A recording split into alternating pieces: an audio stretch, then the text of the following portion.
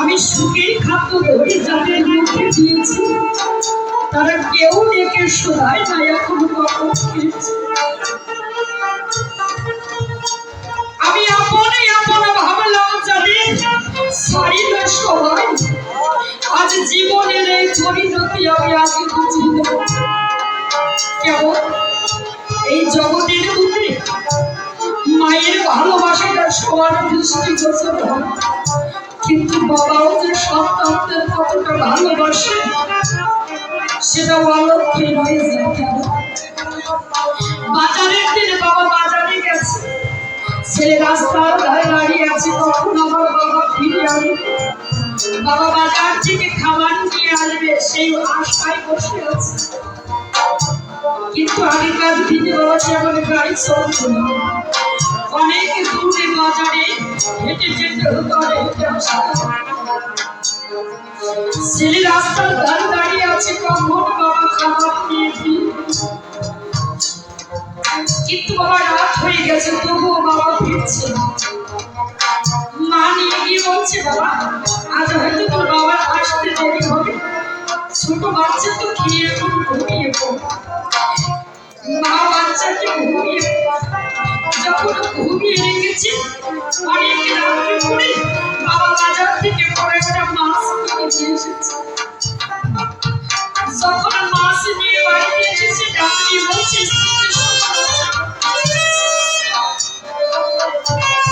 শোনো না, মাথা নাও, এই মাছটা ভালো করে রান্না করে দাও। মনে আছে বাবু আজ ভালো করে দুটো পেট ভরে খাবো, খোকা বলছে ওকে ডেকে নিয়ে এসো, যখন রান্না হয়ে গেছে ভাত বসিয়ে দিয়েছে। বলছে ও তো এখনো ঘুমিয়ে পড়েছে, ছোট্ট মানুষ ঘুমিয়ে পড়েছে, আমি ওর জন্য তরকারি উঠিয়ে রেখেছি, মাছ উঠিয়ে রেখেছি, তুমি এখন খেয়ে দাও। সকালে যখন খোকা ঘুম থেকে উঠবে তখন ওকে খাওয়া। বাবা ডাক দিয়ে বলছে, শোনো না, বাজার থেকে যখন ওই মাছটা আমি কিনেছিলাম তখন আমার খোকার মুখ থেকে আমার চোখের সামনে ভেসে উঠেছে যে এই মাছটা আমার খোকা দেখলে মনে মনে আনন্দ পাবে, আমার খোকা মন করে ওই মাছটা থেকে মাছটা খাবো, ওকে ডেকে নিয়ে এসো। মাকে যখন বলেছে ঘুমন্ত ছেলেকে নিয়ে কোলে নিয়ে যখন বাবার কোলে বসিয়ে দিয়েছে, বাবা ওই মাছের টুকরো থেকে আগে মাছ ছাড়িয়ে সন্তানের মুখে দিয়েছে, তারপরেই বাবা মুখে দিয়েছে। তার আগে কিন্তু বাবা মুখে দিতে পারে নাই। কেন? যেমন সন্তান আমি ওই মাছটা ওকে উপলক্ষ করে চিনিয়ে দিচ্ছি। আজ সেই বাবা মা তাদের কিন্তু বাবা জায়গা হয়, সে বাবা মাকে কিন্তু এখন অনেক বর্তমানে অনেক জায়গায় গিয়েছি, দেখেছি বাবা মার পরিচয় পর্যন্ত দিতে চায় হাতে অত দূরের কথা। মস্ত বড় দালাল করে কিন্তু বাবার জন্য সুপারি বাগানে, বাবার জন্য মায়ের জন্য সুপারি বাগানে দুজনে ঘর করে রেখে সেই ঘরে বৃদ্ধ পিতা বসে বসে চিন্তা করছে যে আমি সুখের খাদ্য ধরে ধরে যাদের মুখে দিয়েছি তারা কেউ নিতে আজ শোনে না আমি কখন দিয়েছি। অনেক রাত করে ছেলে মেয়ে ফিরে আসে কিন্তু একবার বাবাকে জিজ্ঞাসা করে না যে বাবা তুমি রাতে খেয়েছো, বাবা তুমি রাতে খেয়েছো, একবার জিজ্ঞাসা করে। তাই বলছে যাদের মুখের দিকে চেয়ে আছে তারা কেউ আসে না কাছাকাছি, আমি কি দিয়ে আজ কি খেয়েছি বসে আমার জীবনের এই পরিণতি আমি আগে বুঝি না। আমার জীবনের যে শেষে সংসারকে ভালোবেসে এই পরিণতি হবে আমি কখনো ভাবি। বাবা মার কোল আলো করে যখন সন্তান জন্মগ্রহণ করে মন্ত্রী বিগ্রহের কাছে যদি প্রণাম করতে যায়, নিজের জন্য কিছু শাক বানাচা ওই পিতা ওই মাতা সন্তানকে ভগবানের কাছে বলে আমার সন্তানকে ভালো রেখো, যেন মানুষের মতো মানুষ হতে পারে। সর্বদা সন্তানের মঙ্গল কামনা যদি কেউ করে থাকে সে আপন পিতা মাতা। সন্তানের এক পাটি থেকে যখন রতনা হাঁটতে শিখে যখন হাঁটতে গিয়ে পড়ে যায় বাবা হাতটা বাড়িয়ে দেয় যে খোকা তুই আমার হাতটা ধর, আমার হাত ধরলে তোর আর পড়বার ভয় থাকবে না। কেন? যে আমার হাত ধরলে তোর আর পড়বার ভয় থাকবে না। কারণ আমি তোর বাবা তোর হাতটা ধরে আছি। ওই বাবা হাতটা বাড়িয়ে দেয় যখন আমি বৃদ্ধ হয়ে যাব, যখন আমিও হাঁটতে পারবো না, চলতে গিয়ে পড়ে যাবো, সেদিন আমার খোকা হাতটা বাড়িয়ে দিয়ে বলবে বাবা তুমি আমার হাতটা ধরো, আমার হাত ধরে তুমি আর করবে। ওই পিতা সেই আশায় হাতটা বাড়িয়ে দেয়। কিন্তু বর্তমান যুগে যে ইয়াং জেনারেশন যে ছেলে মেয়েরা বর্তমানের ধারা কি পশুমিত্রী মানব জাতি করছে রে পালন, অজ্ঞানতার অহংকারে পরিপূর্ণ মন পাপপূর্ণ ভালো মন্দ পশু জানে না এই মানব জাতি জেনেও তার মেনে চলে। ইউনিভার্সিটির ডিগ্রি এতে আছে কত শত, তবুও চলন বলন যেন মূর্খের মতো। নগরের আনন্দ বেশি হচ্ছে দেশে দেশে, এরা পিতা মাতার সেবা ছেড়ে কুকুর কিনে বসে, কুকুর কিনে বিলতি কুকুর কিনে তার মাংস দিয়ে ভালো ভালো খেতে দেয়। কিন্তু আজ বাবা বড় হরিলীলামৃতের পাতায় লিখে গেছে বড় ভাই দেখে না যে হবের খেলা হবের এই উল্টো বাজি তাতে মনে হচ্ছে রাজি হলো যা কাজে কাজে বাজি মনে থাকে না বড় ভাই দেখতে যে হবে। তাই তারকটা গানখানা গাইলেন কি হাতে ধরে কাঁধে করে যাদের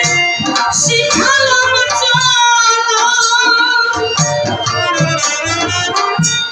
কেউ ধরে দিচ্ছে না শেষের এই বেলা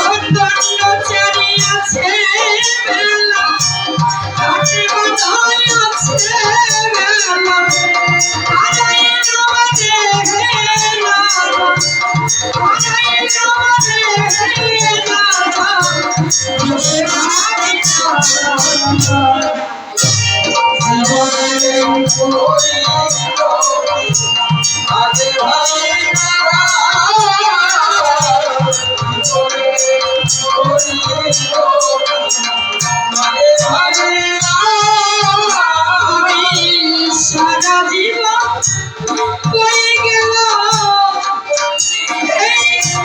সংসারের বোঝা, সংসারের কাছে নিজে হই বোঝা।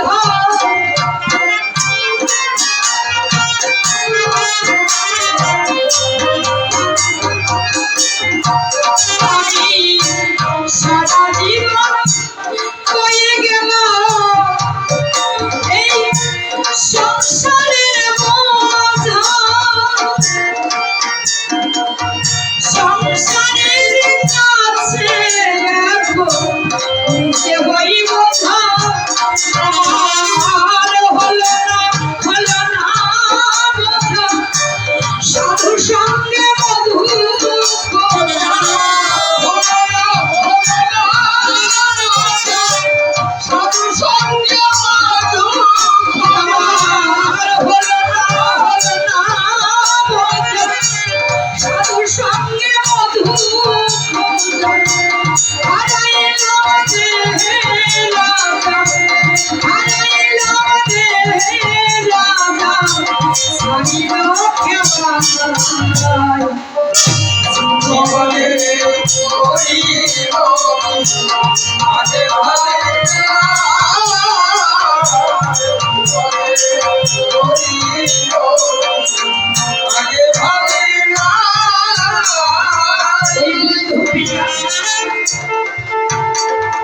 নিজের মনকে জিজ্ঞাসা করছে, আমি তো সারা জীবন সংসারের পিছনে বয়ে যাচ্ছি, বিনিময়ে সংসার থেকে আমি কি পেয়েছি? সারা জীবন যে সংসারের বোঝা আমি বহন করেছি, আজ শেষের দিনে আমি সেই সংসারের কাছে নিজেই বোঝায় পরিণত হয়েছি। স্ত্রী পুত্র কন্যা সেদিন রাগ দিয়ে বলবেন, এই বুড়ো পড়ে গেলে রাগ দিয়ে বলছি, এক সময় এই সংসারের বোঝা আমি বহন করেছি, আজকে সেই সংসারের কাছে আমি বোঝাই অর্থাৎ লাঠি ধরে ওই বৃদ্ধ পিতা বসে আছে, বসে বসে চিন্তা করছে, সারা জীবনে আমি তো কখনো হরি গুণাগুণ করি নাই, কখনো কৃষ্ণ ধরে যাই নাই, তবে আজ যখন আর সময় নাই আমি ভগবানকে ডাকতে চাই, ভগবানকে আমার কথা দেবে। সেদিন নিজের চরণকে ডাক দিয়ে বলছে, চরণ তুই আমার কথা দিবি, যেখানে হরি ভক্ত কৃষ্ণ ভক্ত নাম গুণাবলী কীর্তন করছে, ওই ভক্তর সঙ্গে কি আমায় একটিবারে নিয়ে যাবি? নিজের চরণ ডাক দিয়ে বলছে, বন্ধু আমি তোমাকে নিয়ে যেতে পারবো।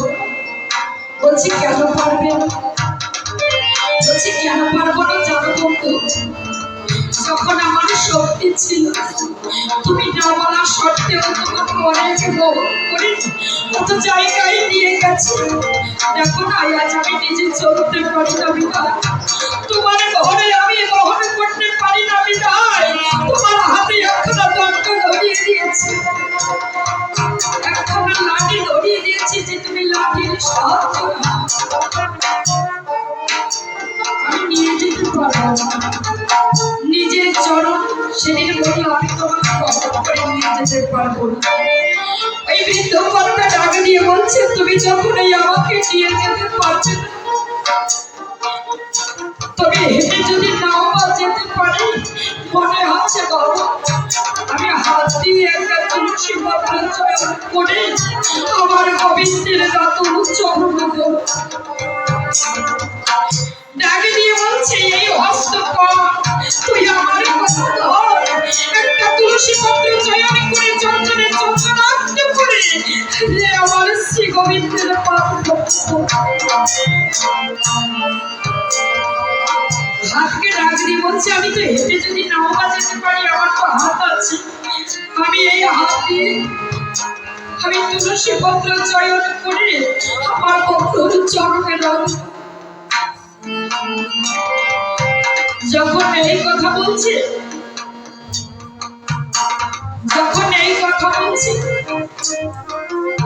পর সেদিন ডাক দিয়ে বলছে বন্ধু আমি তুলসী পত্র চয়ন করে তোমার প্রভুর চরণে দিতে পারবো। বলছি কেন পারবে না? বলে কেন পারবো না জানো, যখন আমার হাতে শক্তি ছিল তখন তো তুমি কখনো বলনি যে আমার প্রভুর চরণে একটা তুলসী পাতা রাখো,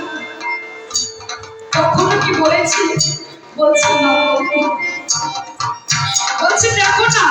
যে হাতে আমি 50 কেজি উঠিয়ে নিয়ে গেছি, সেই হাতে আজ আমি 50 গ্রাম জলের গ্লাস নিয়ে আমার হাতটা কেমন কম্পিত হয় তুমি দেখো, আমি দিতে পারবো না। সেদিন ওই বৃদ্ধ আত্মা বসে বসে ভাবছে হায় সংসার তো দূরের কথা, আমার নিজের অঙ্গপ্রত্যঙ্গ গুলো আমার কথা শোনে, আমি কোথায় ছেলে মেয়েদের বলবো, কোথায় আমার স্ত্রী বলবো, সবাই তো আমার পরে কেউ যে আমার আপন তাকে তো আমি কখনো ভালোবাসি না, আমি তো কখনো প্রাণ সেবা করি না। তাই আমার তারক বাচ্চা বসে বসে গানের পদগুলো রচনা করছে কেমন আমার ভুলের জীবন কেটে গেল আজ শুধুই ভুলে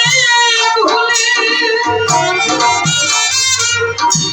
সন্ধ্যা বেলায় কাঁদি এখন বুঝি ভুল ধরে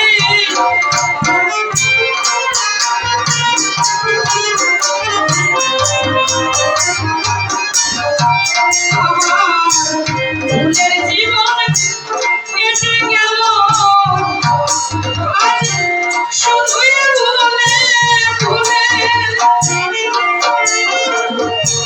সন্ধ্যা বেলা জানি এখন নদীর ফুল ধরে আমি কোনদিন ভাবি না ভুলের মাসুল দিতে হবে, কোনদিন ভাবি না ভুলের মাসুল দিতে হবে, কোনদিন ভাবি না ভাবে ভুলের মাসুল দিতে হবে, তারকে রেখে করাবে, তারকে রেখে করাবে তোকে হোসা জীবনে আগে ভাবি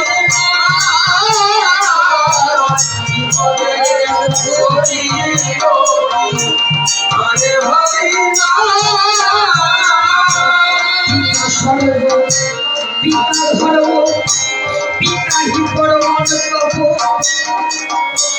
কি করে পিতা করলে জীবের যত পিতার করুণা নাহি যার শিরে হতভাগ্য সেই পরম পিতার করুণা নাশি ঘরে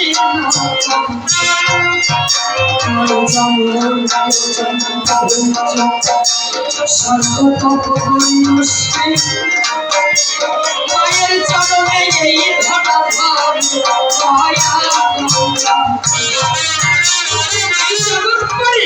মাতা পিতাকে ভজন সাধন করলে পরে আর কোনো দেব দেবতার ভজন পর্যন্ত করা মাতা পিতা যদি সন্তুষ্ট হয়ে একটা আশীর্বাদ দেয়, সেই আশীর্বাদ থেকে ভগবানের পর্যন্ত ক্ষমতা নাই সেই আশীর্বাদ থেকে সে বঞ্চিত। বলেছি ইয়া দেবী সর্বভূতেষু মাতৃরূপে আমি ঠাকুর ঘরের মা তোমার গর্ভধারিণী মায়ের মধ্যে আছি তুমি আমাকে অধম সাধন না করে তোমার গর্ভধারিণী মাকে পূজা কি হবে এই পূজা অর্চনা করে যদি গর্ভধারিণী মা পিতা কষ্ট পায় ওই সাকার মূর্তির মাঝে মায়ের মূর্তির মাঝে মায়ের মূর্তির ওইখানে গিয়ে বসে থাকেন তো গিয়ে ডাক দিয়ে বলো মা আমার ক্ষুধা পেয়েছে তুমি আমায় খেতে দেবে ওই মাকে তোমায় রান্না করে খেতে দেবে হাজার দুঃখ যন্ত্রণা হাজার কষ্ট দিলেও বাবা মায়ের সম্মুখে গিয়ে যদি মা মা বলে দুবার ডাকলে একবার থেকে দুই হাজার রাগ করলেও সেই মা কিন্তু আর বসে থাকতে পারে না সেই মা সন্তানকে বুকে জড়িয়ে ধরে ডাক দিয়ে যদি বলে মা আমার ক্ষুধা পেয়েছে আমায় খেতে দাও আমার গর্ভধারিণী মা ছুটে গিয়ে আমায় খেতে দেবে কিন্তু ওই মাটির পুত্রী মা আমায় খেতে দেবে না যে মা আমায় ভালোবাসে সেই মাকে ভালোবাসে গর্ভধারিণী মাকেই ভালোবেসে যাবে ডাক দিয়ে বলেছিলাম তাই তুমি পাগলা ভোলা পঞ্চানো শোনো দিয়াবো এই জগতের সংসারে আমরা কোন পথে গেলে আমরা কলির জীব মুক্তি পাবো কথা নাও তুমি সুন্দর ভাবে সত্য দিয়ে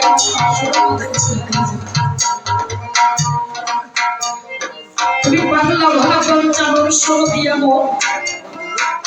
তুমি শিব ঠাকুরে আদি পুরুষ আমার কথা নেবে এই জগৎ সংসারে যত দেবী দেবতা আছে আমার নতুন করে একটা প্রশ্ন করে যাচ্ছি আর আগে যে দুটো প্রশ্ন আসছে একটা প্রশ্ন কি তুমি পাগলা ভোলা পঞ্চানন শোনো দিয়ামন এই জগতে যত দেবী দেবতা আছে সবার পূজা হয় কোথায় চরণে আমরা কৃষ্ণ সেবা করি তুলসী পত্র রাখি কোথায় ভগবান কৃষ্ণের চরণে যত দেবী দেবতা আছে না কেন সবার চরণে আমরা কিন্তু ভগবান আদিদেব দেবী আদিদেব মহাদেব শিব ঠাকুরকে পূজা দেওয়া হয় কোথায় শিব ঠাকুরের পূজা দেওয়া হয় কোথায় মাথা কোন মাথা মাথা আঙুলের মাথা অনেকে বলে চোখের মাথা খেয়েছিস না তো অনেক মাথা আছে তবে শিব ঠাকুরের কোন মাথায় পূজা দেবে সবার পূজা হয় চরণে আমার মামা শিব ঠাকুরের পূজা হয় কারণে বাবা আপনারা বুঝে নেন নতুন প্রশ্ন যে শিব ঠাকুর তুমি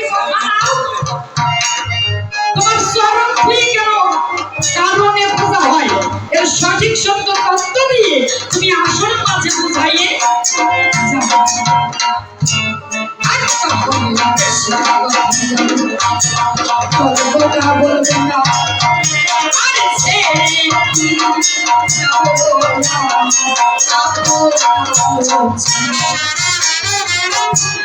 আছেন যত সাধু গুরু আমি সকলের শ্রীপাদ পদে প্রণতি জানাই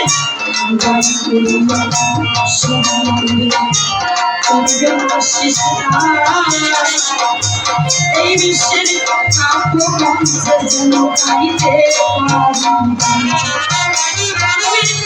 নতুন করে যে কয়েকটি প্রশ্নই আমি পড়ে গেলাম তুমি সবাই এসে প্রিয় ঠাকুর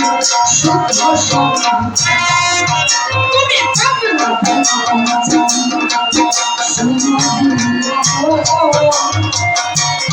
মুখে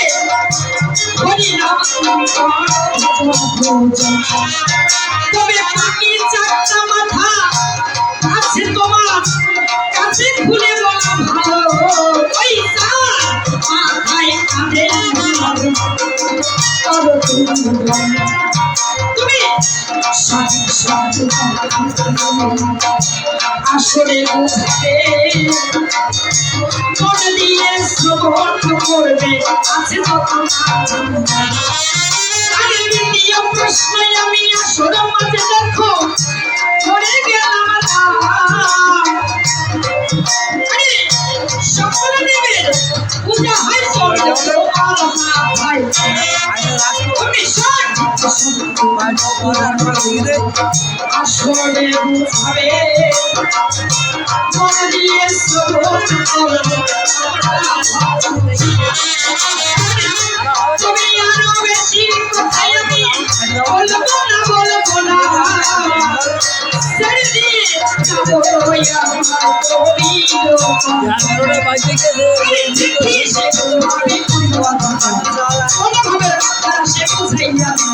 সেইভাবে বসে বসে শ্রবণ করবে তত শুনি এর পাশে আমরা যা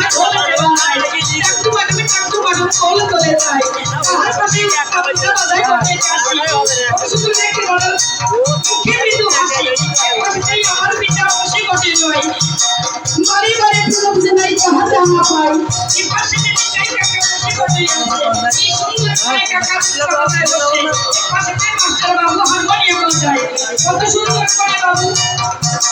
গান যে গায় সেই গান শুনে আমার মন ভরে যায় তার পায়ে বসে আছে নির্মল কাকা বটে কি সুন্দর করে কাকা বাঁশি বাজায় বসে বাংলাদেশের যত বড় বাঁশিয়া বটে নয় তাহার মতোই একজন নির্মল কাকা হয় তবে এবার নেই আমার দাদু ভাই উঠেই আমার কানে কানে বলে তোমার পরিচয়টা আসলে করে যাবে আমি আমার কবিতা সরকার পায়রা থানায় বাড়ি সবার মাথায় এসে আমি পরিশ্রম দিলাম তাড়াতাড়ি লেখাপড়া যোগ্যতা আছে কতটুকু দাদু আমার জানতে চাই সেই তবে ও আমার লেখাপড়া আমি অনার্স সেকেন্ড ইয়ারে পড়ি অনার্স সেকেন্ড ইয়ারে ইতিহাস নিয়ে পড়তেছি আপনারা সবাই আশীর্বাদ করবেন যেন এমনিভাবে আমি ভক্ত সঙ্গে দুটো হরি কথা কৃষ্ণ কথা বলে দিতে পারি একটা হলে বেশি কথা বলবো না ছেড়ে দিয়ে যাবো আমার কবিতা তুই দেবে তাহার আশীর্বাদে গাহিকা বলে মাতা পিতার চরণে আমি করিলাম আমি দেখিয়ে ভুটো বড় বড় কবি আর যারা পড়েছিল সবাই চলে গেল আর কিন্তু এই কবি এই সৃষ্টি আমার কবি বড় সৃষ্টি